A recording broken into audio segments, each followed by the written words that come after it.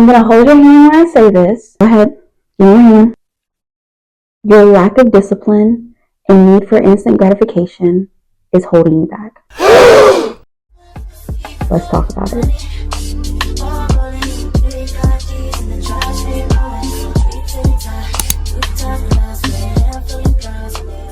Hey friend, I'm Bree, your virtual bestie. I know that I pulled you by your coattail with that first beginning, and friend, I am so sorry, okay? But somebody had to tell you, and I had to be that person because I love you so much. And I want to see us all succeed in 2025. Have you ever felt like you want to get to the good stuff, the good part of life, when life just gets amazing, and then it doesn't happen as fast as you thought it would?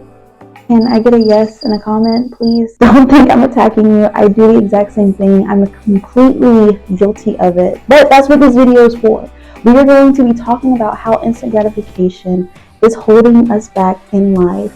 That way we can reclaim our time like our good sis Maxine Waters. And make sure you watch this video to the very end because I will share some tips on how to overcome. So let's get into it. You might ask, what is instant gratification? Instant gratification is wanting to get to the good life, but not wanting to put forth the work to get there. This is the reason why we continue to be stuck where we are. We have some amazing ideas that we want to accomplish. It's good in theory, but then when we see how much work goes into it, it's a little harder than we anticipated. So then we kind of fall off or not put as much focus into it.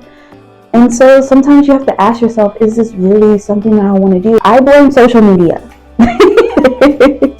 I blame social media. And the reason that I say this is because we are constantly seeing people getting a new house, starting a new family, getting married, getting engaged, starting a new relationship, getting that new promotion, moving out of state, going on different trips, going out of the country for different trips. We see all these things, but we have to remember that no one is posting up the bad stuff. Go ahead and take some of that stuff out of your mind, right? You have to take into account the things that some people might have gone through. And please remember that your journey is not their journey. It might seem easy to you, but those people could have went through hell and back to get to that point. They could have spent their last dollar to take that trip. So let's not compare our lives to others. We want to take shortcuts when it comes to things. We want things so quickly, and we see the end goal, but we don't think about the journey that it's going to take. I'm guilty of this. I look for the next best thing that's going to make me rich, which is terrible to say. But I don't want to say I'm like that, but I'm guilty of doing that, or get me out of whatever funk I was in, or whatever that might look like. But then you see how long that journey might take.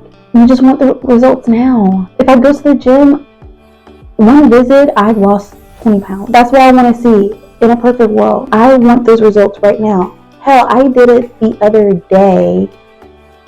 Really the other week, I said that in 2025, I was going to start a new hobby. Now, I already have a hobby. I've been crocheting since I was in second grade, right? My Lola taught me how to crochet, and I've been doing it. It's a really good stress relief. But then I was like, no, I want to do something different. I want to do something fun. I want something big. I want something that says I'm here. Beyonce. So I said that I was going to make jewelry. And I wasn't going to sell it. I was just going to make it. Child, I made 2 things, and I said this is too hard and put it down. Spent $60 on all the supplies, and said this is too hard and put it down. See, that's instant gratification. I want it so badly that when I picked up those tools, that I was gonna make the most beautiful jewelry ever. And there's a learning curve. There are things that you have to learn, that you have to go through. Life is meant to be enjoyed, not wasted. Okay, so we are all on borrowed time. How are you willing to spend it? Okay, so you might be saying, okay, Bree, you're jumping down my throat. What do you want me to do? What am I supposed to do about this? I thought you'd never ask. But the opposite of instant gratification is, you guessed it, delayed gratification. Let me paint this out for you. So you're like me. Your goals and aspirations for this year was to become a content creator and inspire others. Would you much rather have one video go viral?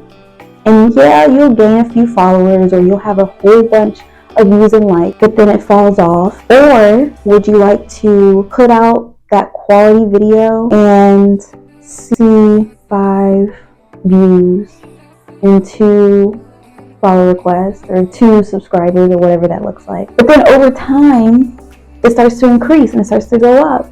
And now you have thousands of people interacting with your content nonstop, and no matter what you put out, they're gonna watch it and they're gonna be super excited because you put it out and they know you and they've known you for like the past 6 months to a year or 3 years, however long that might take. Personally, I would much rather have that. I would much rather have the 35 views and a couple likes than the million views for one video. That it means more to me to build that community. And that's what the delayed gratification takes. It allows for you to enjoy that journey, to learn along the way, to fix things, to tweak things a little bit. If you can't tell, my video quality looks a hell of a lot better than it did in my last video, and it damn sure looks better than it did on my first video. I'm more prepared this time. I've learned a lot. I've listened to people and what they said. Now, I was not consistent for those 3 years, but do not call me out. I'm just saying. It took me a few tries to finally get it right. And even with this video, I'm going to find something else that I want to tweak to make it even better. At the end of the day, your biggest competition is you. What can you do this time that was better than last time? There was a quote and it said, do something today that will make tomorrow you proud. And I make sure that I do that every single day. What is it? It could be something that I'm not excited about, but I know that tomorrow me will be like, you know what? I'm happy that I did that. At the end of the day, delayed gratification is playing the long game. This may seem slow, but it builds the foundation for lasting success and fulfillment. And I would much rather have that than virality, than that instant high that instant gratification gives me. So here are some steps that I take, and I encourage you to take them as well. Tip number 1, limit distractions. What that looks like is that I will put my phone on focus mode.